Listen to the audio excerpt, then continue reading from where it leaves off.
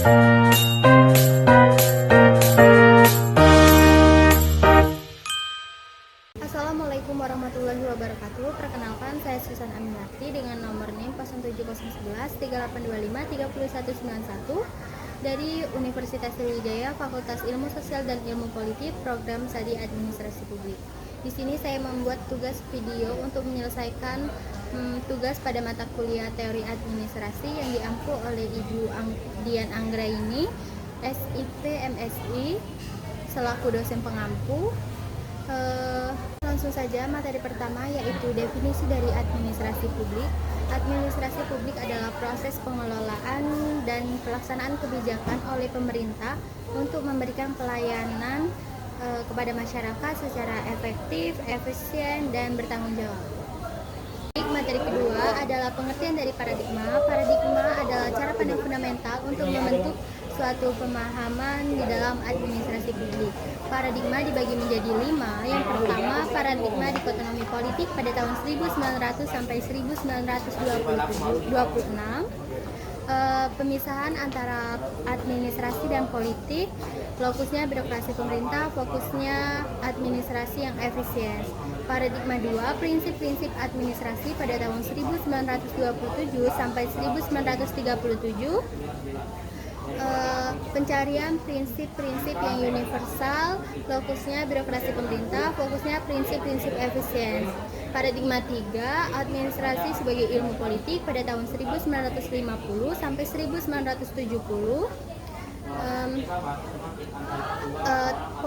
Administrasi kembali menjadi ilmu politik, fokusnya birokrasi pemerintah, fokusnya tidak jelas, lebih ke lokus.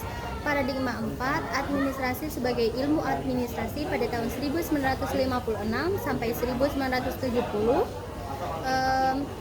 Perkembangan teori organisasi dan manajemen, fokusnya semua organisasi, fokusnya prinsip-prinsip administrasi yang universal. Paradigma 5 itu atau yang terakhir, administrasi sebagai ilmu politik,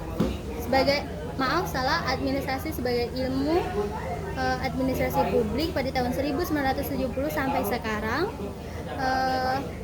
Fokus pada kepentingan publik dan permasalahan publik.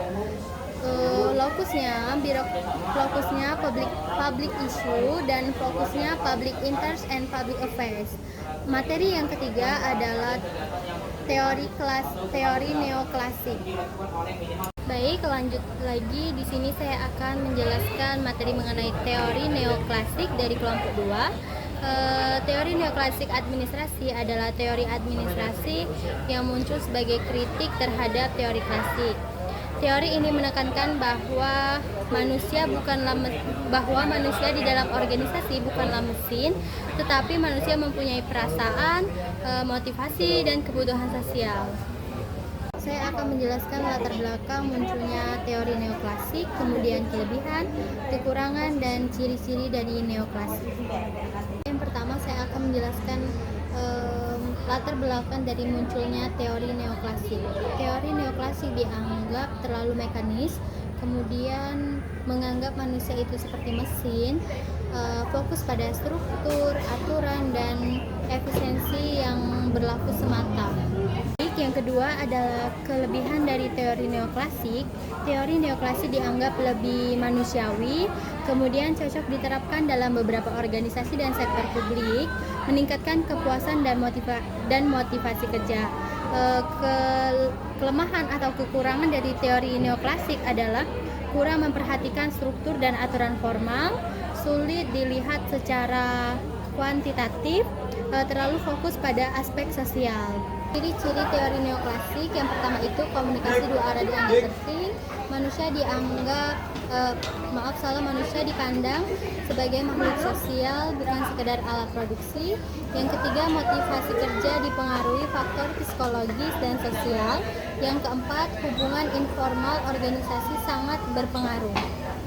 Jadi kesimpulan dari teori neoklasik percaya bahwa kinerja organisasi akan meningkat ketika pegawainya merasa dihargai, dilibatkan, dan nyaman.